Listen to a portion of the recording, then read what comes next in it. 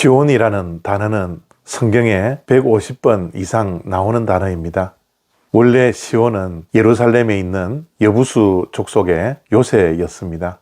그런데 다윗이 정복하여 이스라엘의 소유가 되었습니다.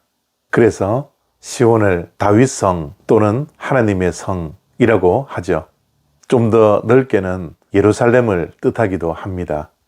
우리가 즐겨 부르는 찬송가에는 이 시온성을 교회라고 뜻하기도 합니다. 시온성과 같은 교회 그의 영광 한없다. 그렇기에 오늘 본문 속에 나오는 시온은 오늘날 교회와 똑같은 것은 아니지만 교회라고 해석을 해서 말씀을 보아도 무방합니다.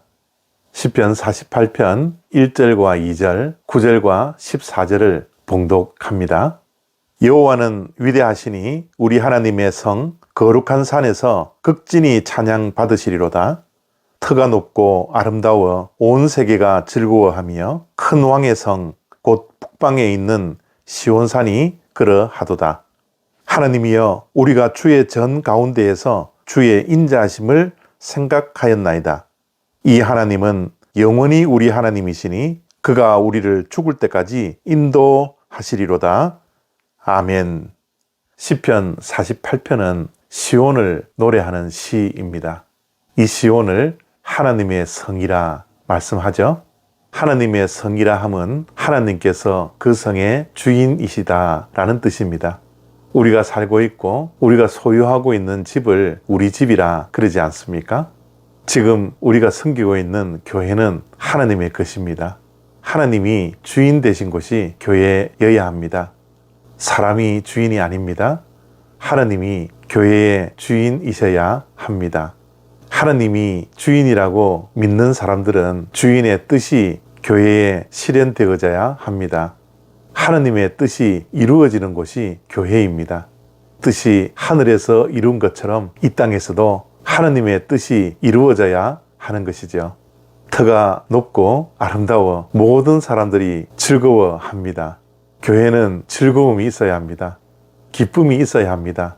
사람들이 모여서 사람 때문에 생겨지는 즐거움과 기쁨이 아니라 하나님으로 인하여 가질 수 있는 기쁨과 즐거움이 있어야 합니다.